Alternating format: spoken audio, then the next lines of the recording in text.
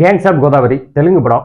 இந்த படத்தை வந்து பார்க்கறதுக்கு ஒரே காரணம் யுவன் அவர்கள் மியூசிக் அப்படின்றனால தான். யுவன் மியூசிக் இந்த படத்தை வந்து எப்படி இருந்துச்சு அப்படின்னா, இந்த படம் எப்படி இருந்துச்சோ அப்படி தான் யுவன் அவர்கள் மியூசிக் இருந்துச்சு. இந்த படத்துல வந்து மாசுகா மாஸ் அப்படின்னு சொல்லி டைட்டில் போட்டு ஒரு ஹீரோ வந்து இன்ட்ரோ பண்ணாங்க. இதுக்கு முன்னாடி அவர் படம் வந்து பார்த்ததில்ல. இப்பதான் அவருடைய ஃபர்ஸ்ட் படம் வந்து பார்க்குறேன். பர்ஃபார்மன்ஸ் வைஸா வந்து பார்த்தேன் எதுவும் பெருசா இல்லை. கிருஷ்ணா அப்படின்னு ஒரு டேரக்டர் தான் அந்த படத்தை வந்து எடுத்திருக்காரு. இதுக்கு முன்னாடி ஒரு 2-3 படம் தெலுங்குல பண்ணியிருக்காரு அப்படின்னு நான் நினைக்கிறேன். அஞ்சலி அவர்கள் நடிச்சிருக்காரு. இந்த படத்துல வந்து மாசுகா மாஸ்ன்னு சொல்லி அவங்களுக்கு ஹீரோக்கு போட்ட டைட்டில் பதிலாக அஞ்சலி அவர்களுக்கு வந்து போட்டிருந்திருக்கலாம். ஏன்னா படத்திலே வந்து ஒரே ஒரு மாசின்னு, அதுவும் வந்து அஞ்சலிக்கு மட்டும் தான் இருந்துச்சு. மித்த எந்த சீனுமே வந்து பாத்தீங்கன்னா மாசா இருந்த மாதிரி எனக்கு எதுவும் தெரியவே இல்லை. இந்த படம் பார்த்து முடிச்சதுக்கு அப்புறம் எனக்கு என்ன தோணுச்சு அப்படின்னா, தமிழ்ல வந்து பாத்தீங்கன்னா நம்ம பவர் ஸ்டார் இருப்பாரு. அவருடைய படங்கள்ல ஓடிடில ரிலீஸ் ஆகி அதர் லாங்குவேஜ்ல இருக்க ஆட்கள் பார்த்தாங்கன்னா, தமிழ்ல இவர் தான் பவர் ஸ்டாரா அப்படின்னு ஒரு ஷாக் ஆவாங்கல்ல.